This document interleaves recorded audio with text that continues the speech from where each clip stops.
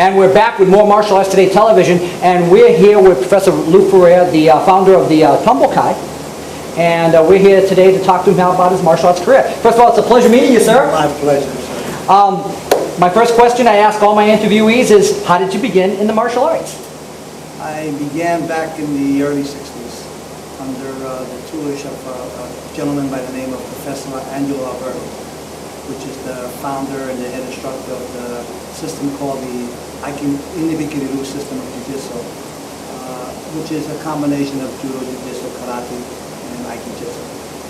Excellent. Now, where were you training at this time? I was training back in Brooklyn in an area called Bay Ridge. That's where we had our dojo. So right from the get-go, you were learning not just not one base art, but an art based on several. Several arts. I was fortunate lucky to have an instructor that studied honors with Master Parinas, and also studied with a lot of high-ranking instructors, Peter Irvin, and so forth, Professor Vee, most power. So his tutelage with a lot of people, Professor West, Professor Miranda, he had the right teachers. Oh, excellent. For our local viewers, again, Peter Urban, the founder of USA Goju, the Chinatown Dojo, the first Americanized system of Goju. Of course, Moses Powell, student of Professor Vee, and one of the reasons we're here, Professor for the visitation, and also the founder of Sinusa's Jiu-Jitsu. Again, now, from your training with your initial instructor, what formulated the impetus to formulate the Tumble-Kai? How did all that come about? See, the Tumble-Kai is not me. The Tumble-Kai is Professor Petroselli. I am the United States Kodokan, which is they're joining us. They're coming into our organization. Okay, Tumble-Kai, I met them a year ago, I believe, and we touched base very good. I know the instructors they study with. I know the kind of people that surround me. And our organization is based, the U.S. Kodokan is based on getting with real martial artists, trying to get away from the, what they call, commercialized karate. Well, that being said then, again, from your training initially in your initial art, did you stay with that particular system, or did you branch? 45 years. Excellent. 45 years with the same instructor. I have many teachers, one instructor. I studied with Professor Vee until I received my rank of 6th Dan, which was the highest rank you can receive in Jiu-Jitsu. It was called Jiu-Jitsu. I don't know what it's called now, but I was with him for over 25, 26 years before we departed our ways, and I continued training. I studied with Moses Powell since the 60s. Peter Irvin, I studied with him. I was very lucky to touch base with a lot of these guys, but their way of training was totally different to what's going on now. You know, one thing I noticed, and again, people were watching, you know, I even say to comment, they say, boy, you're a great Kenpo man. And now tell me, how did you get involved in the Kenpo arts? Because it's very, when I watch you move. A lot of my Kenpo comes from what we call exchanging with other styles. You know, I met a lot of Ed Parker students where we used to exchange. Tony, what's his name, from Lima Lama, Master Rudy. I had him come to New York for the first time and did a seminar, which was great, and we related with the Lima Lama and the Kenpo. And when you look at Kenpo and Karate and Jiu-Jitsu, and it's all the same thing. It's if everybody got together and realized that we're doing all the same thing. We've been doing mixed martial arts from back in the 1800s, you know, and now they call it mixed martial arts. I don't know, it's really, you know, it doesn't make any sense anymore. Well, I know, you know, watching you, I definitely saw the distinct explosiveness and the dynamic explosiveness that's so prevalent within those arts. So, I mean, it was obvious. I looked at that and said, you didn't get that from X or R martial art. You got that from Kenpo or Lima Lama, and you could see it was so prevalent. Now, let me ask you a question. How did you begin the U.S. Kodokan? And what time frame did this all begin? We started this back, I began the U.S. Kodokan back in the 80s. What happened was we were affiliated with a few different people, and what happened in the 80s is ranks started flying like colors. People were getting, today they were brown belts, next day they were purple, you know, 3rd Dans, 4th Dans. And we created a U.S. Kodokan to have a board that you have to come to in order to get tested. You have to send in a resume, and you have to send in a video of who you are and what rank you hold to see if you qualify for that next rank. We don't oversee anybody. That's not the purpose of it. This is, we want to make sure that we maintain the status that, you're not 18 years old and you're ranked 7th dan. You're not 25 years old and you're 10th degree. So we created that back in the 80s, and now it's growing. It's great. We have good respect on it. We have a good reputation, and our standards are very high standards.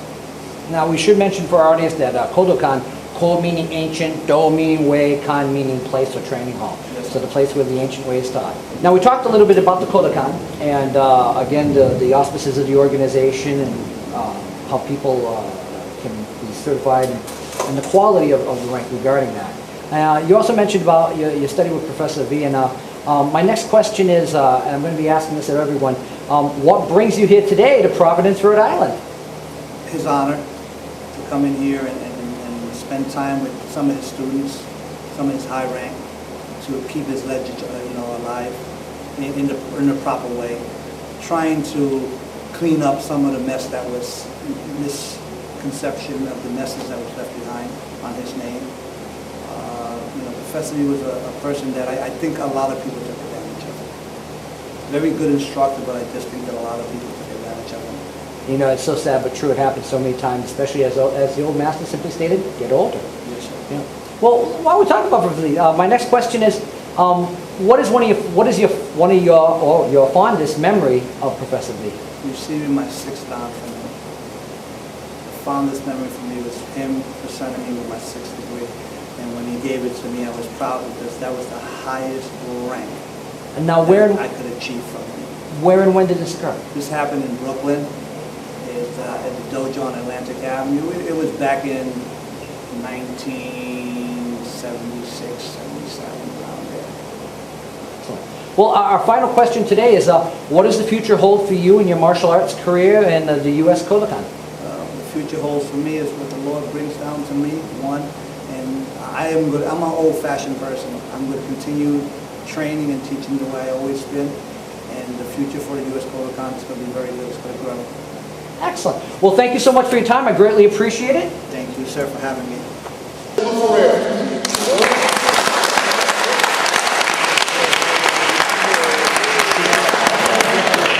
Everybody good?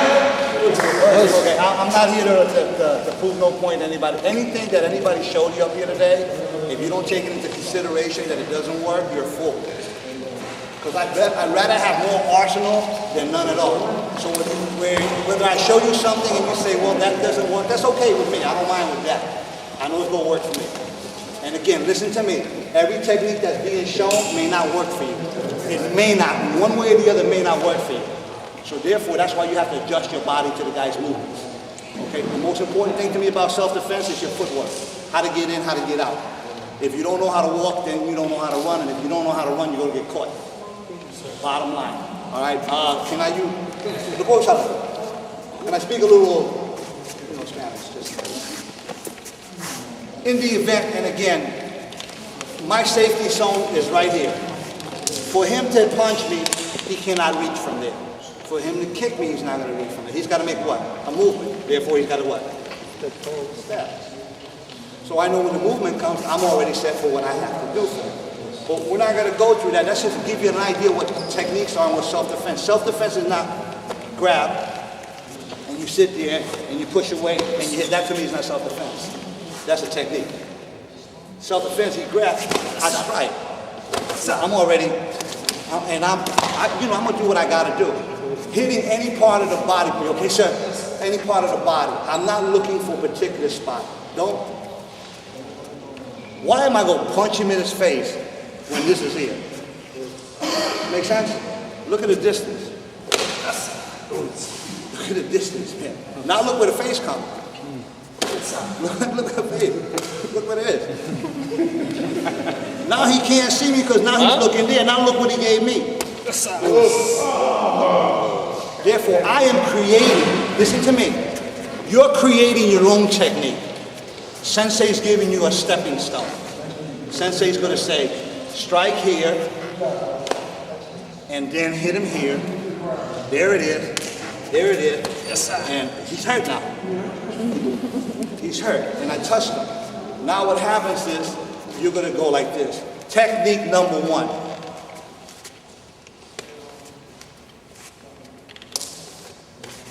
Right? Grab me with the left hand. Oh shit. Oh shit. Technique, no. Technique number 1. Don't take a technique like a number. Take it like an art.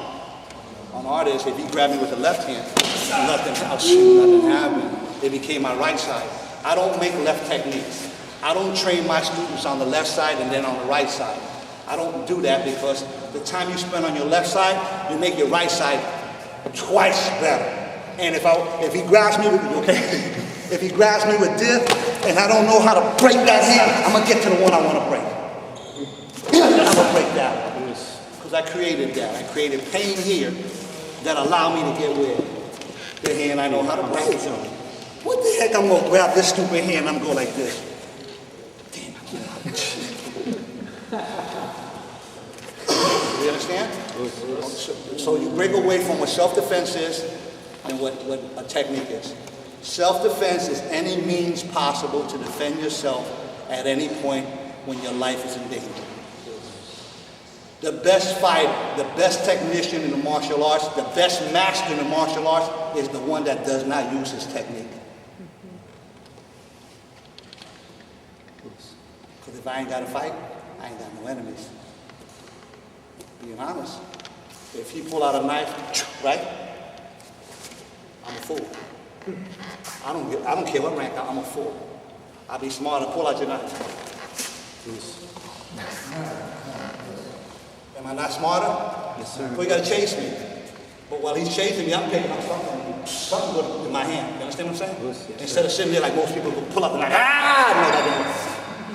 So I'm trying to get you away from what self-defense is and what really the art of self-defense is. Okay? Yes. If he grabbed you, what would be the first possible thing you would do to this person? This? No, no. That what you do?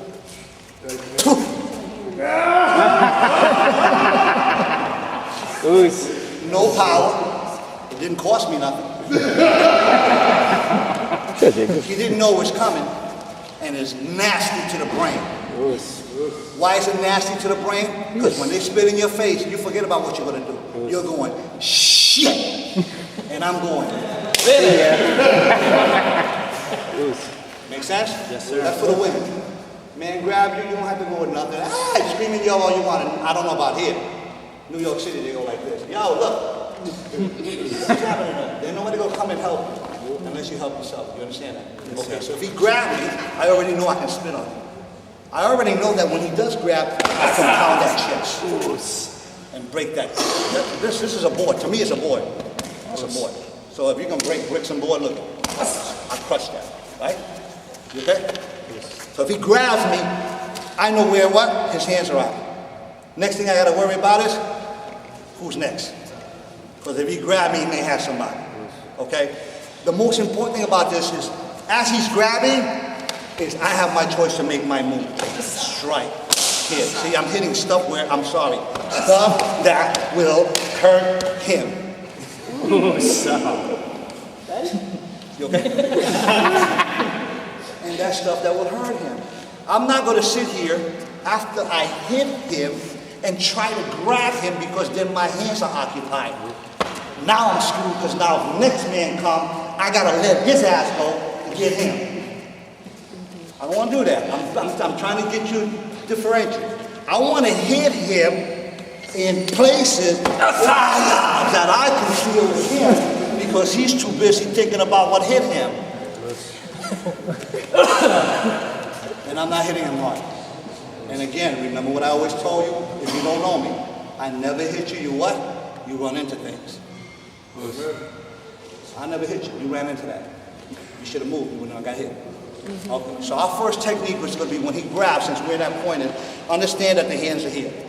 Understand that now I got view of everything there. So I see all everybody here. I don't have view back there. So I gotta work my way to see what?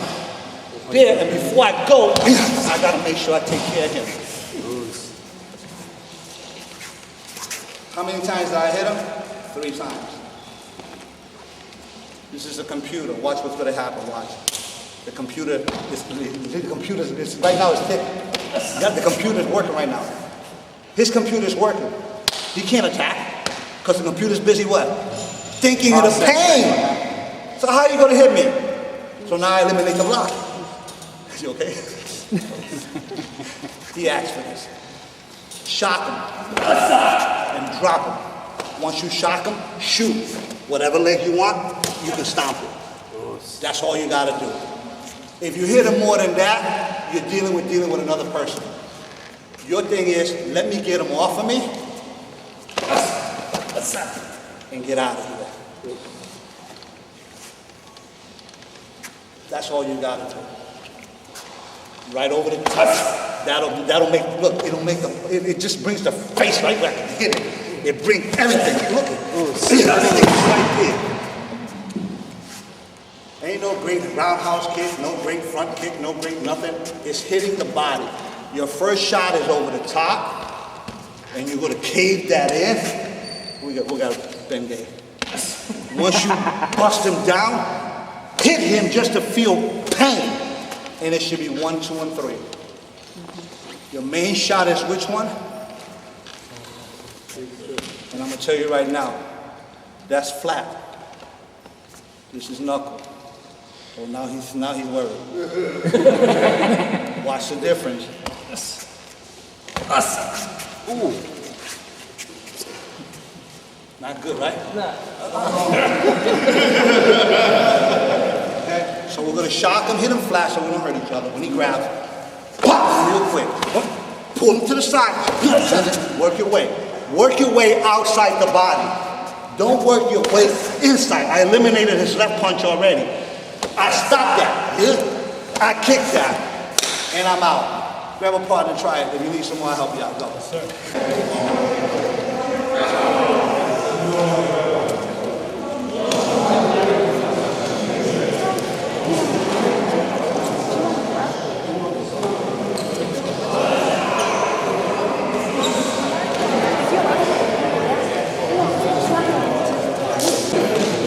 For that face turn.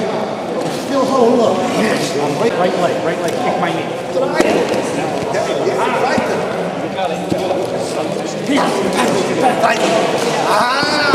Yes.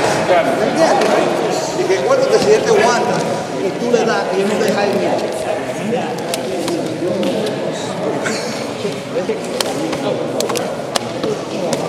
It's a little KENPO for you. You're going to develop this technique your way. You're not going to look like it. You can never look like your instructor. Never. And you'll never be your instructor. Movements that you do, they're going to say, God, that looks like Lou Ferrer stuff. Take that as a privilege. Thank you very much, and that's it. You'll never be me, just like she will never be you. Just like you will not fight like me, you'll fight like you. But what I want to implement into you is, if you watch my body movements, I didn't have to move too far. He stayed right wherever I could hit him. Come, my grasshopper. When he grabbed, if you notice, everything, see, is short. I can go anywhere I want to go with this guy. I can tear any limb that I want, because once I know how to move, now I'm not hitting the chest. Look what I'm hitting. Look at that. That arm is broken. Why? It's a circle. There it is. Great. Do I have to do any more damage? Nope. I don't think he's going to come after that. I think he's going to think of the pain that's going to shoot across that elbow. But what I did is, I came across to give me what? And there's your knee. A good knee. For good measure. I can always turn and watch my back. So I can move anywhere I want. So once he comes in, I pop that and it goes right in. And again, look at the motion. I slide it. The hand has already left the what? There, his move, man. I won't do that to you. Just the knee. He's not going to see that I'm hitting from angles. When you hit a person, listen to me. Important to know. What you can't see, you can't block, you can't defend. Sure. Don't believe me, watch. Right there. How come he didn't block that? Say it again. Ooh, you get better. He grabbed me. How come he didn't block that? You see it. He didn't see it. He know it was coming. You can't block What it. happens, this is what you guys do. You hold tight. I tap you and you stupid hold tight. Does that make me work my technique right? No, you go like this. Hold it, don't let go. And you go, this is what you do, go back to the locker room. I can't get that technique. I'm gonna do what Lou said. I'm gonna hit this guy for you. It's gonna work now. Now he goes, this is what he goes, yo, you hit hard. Shit, I tried to show you that before by tapping you and flow with the guy. How do you get better? You flow with him. You become him. That's how quick I was behind him. And it'll take what? A little Thai Salaki. Strike that muscle. And big guys like that will tell you, hit him hard. Pop that muscle, come underneath, break that forearm. Let's look at it. What block is this? Inside forearm block in karate. But you only see it in a kata, right? And that shit don't work. That don't work. Because you're looking at a what? A block. I'm looking at a what? Straight. You said it right? Okay, so we understand that. I hope you got Medicaid or something, man. When you hit that muscle, you come underneath, just like a forearm block, look, and break the arm. Let's try it. Don't hurt each other. He didn't feel like that. Now, see how it works? Remember what I'm doing? I'm going in the circle. All circle tight. I have no idea what's If you keep it bent, now I'm going to come down. Either way, you want to play it.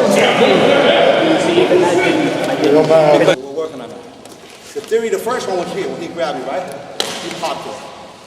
That's two, that's one. So you already know you can hit him there, or you can hit him there. You already know you can hit him there. Because, okay, because the distance is right there. And you're going to see that muscle when you hit, it opens it. Look, you see it? It opens it. It turns him into a press.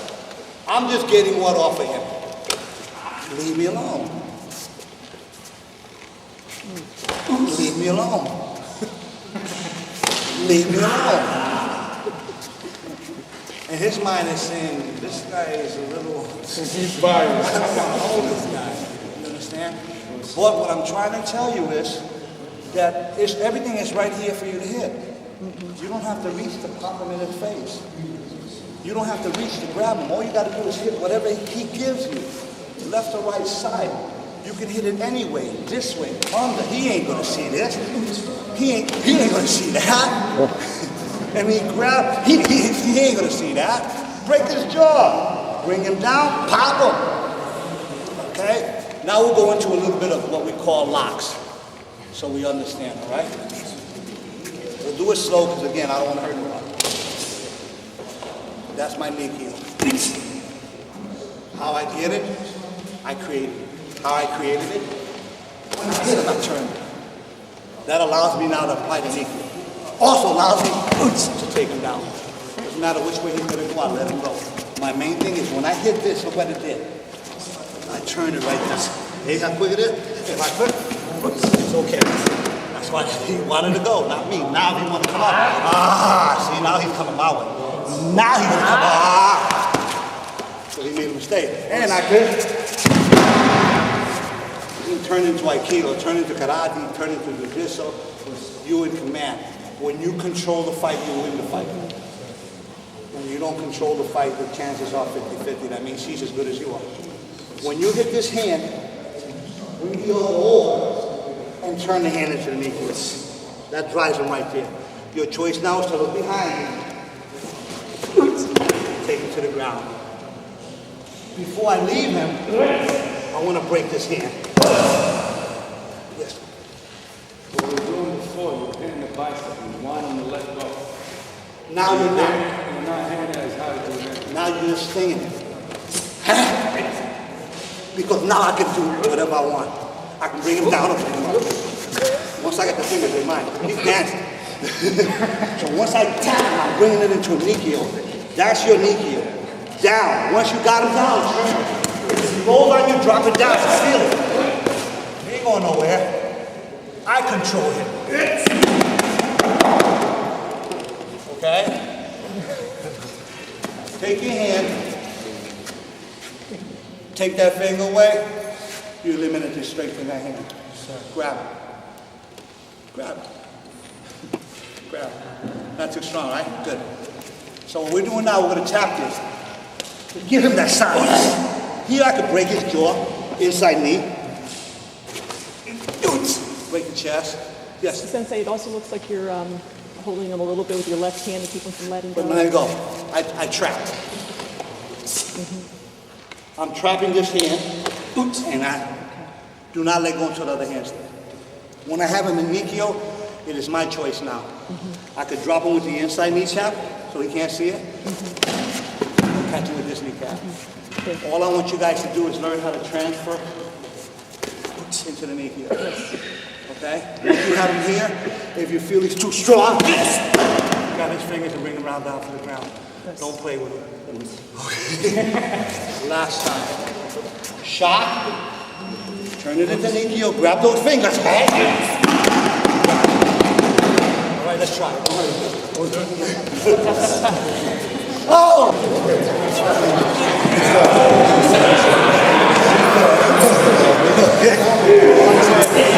Come over right there.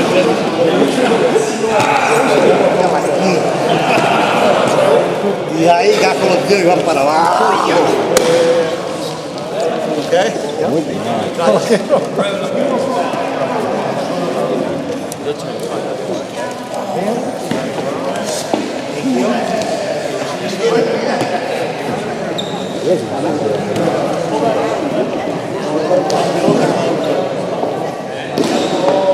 This is going to bend. He can go down now, so we're fighting. Big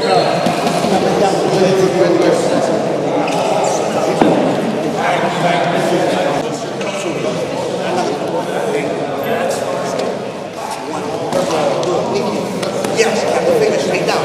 Good. Want that hand where? On the wrist. Push the wrist down. Come in. There you go. Yeah, what's up? Yeah, where you want that look?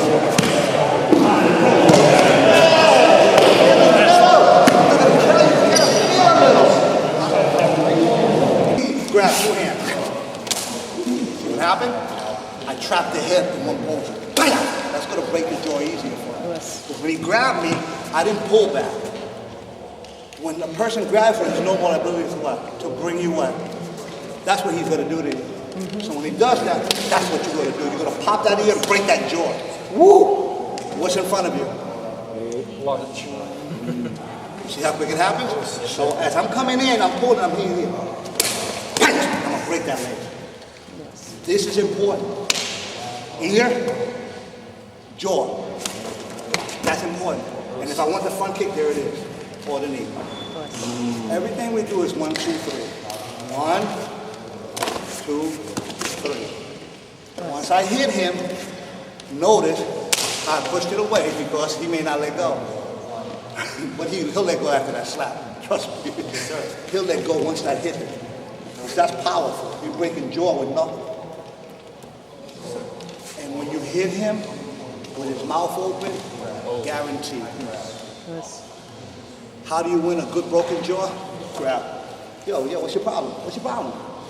What? You don't want to talk? The minute he opens his mouth, the minute he said, what? Bam! Broken jaw. It's weak when it opens.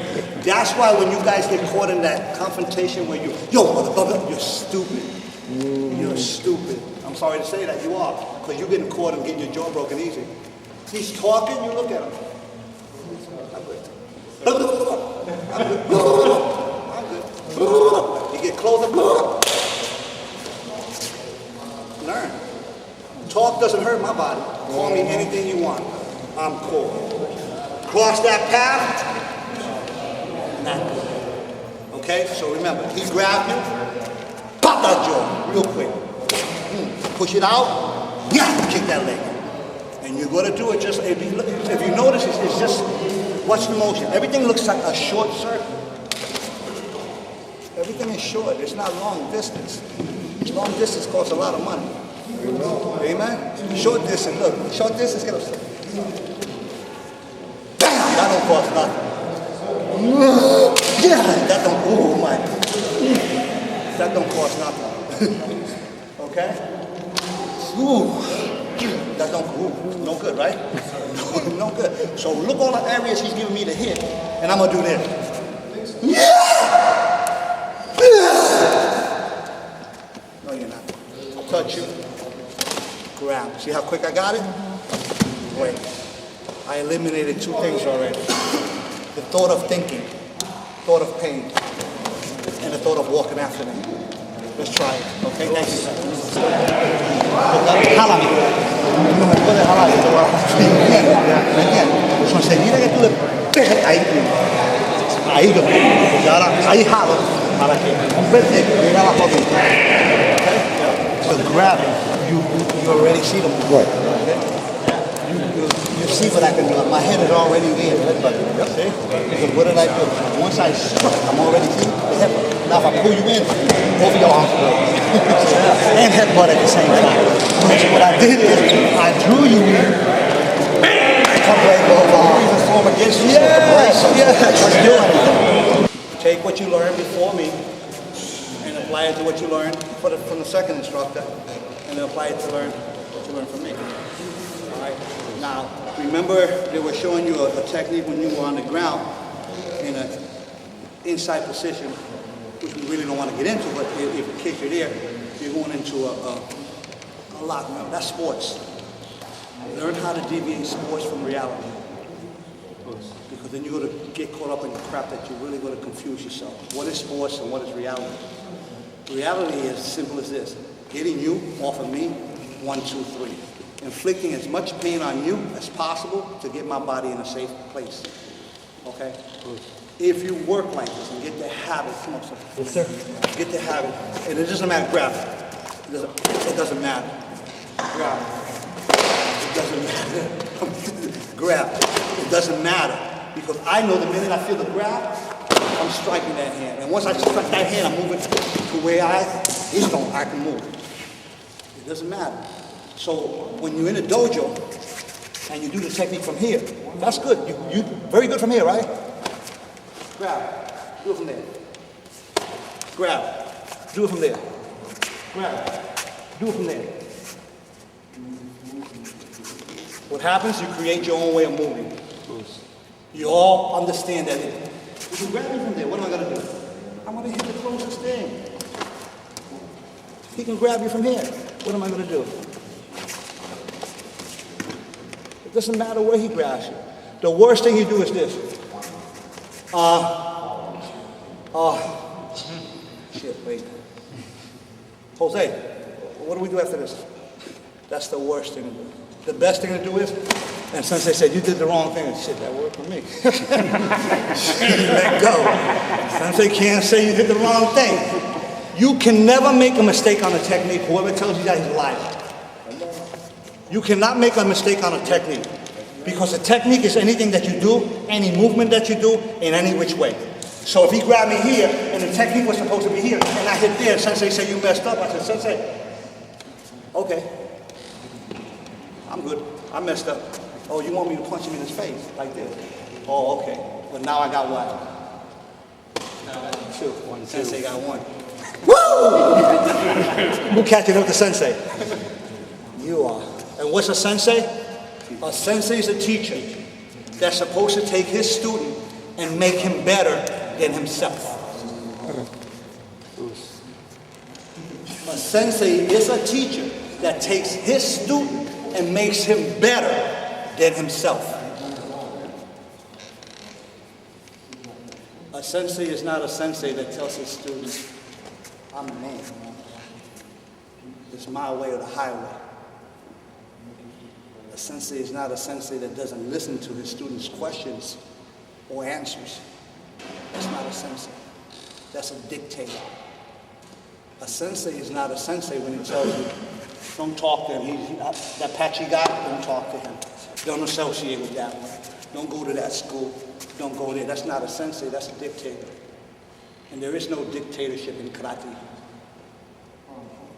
You understand that? Yes, sir. Each one teaches each one to become better than each one. So if I'm training with him and I'm fighting with him, and today I'm whipping his ass, tomorrow I'm going to make sure he whips my ass.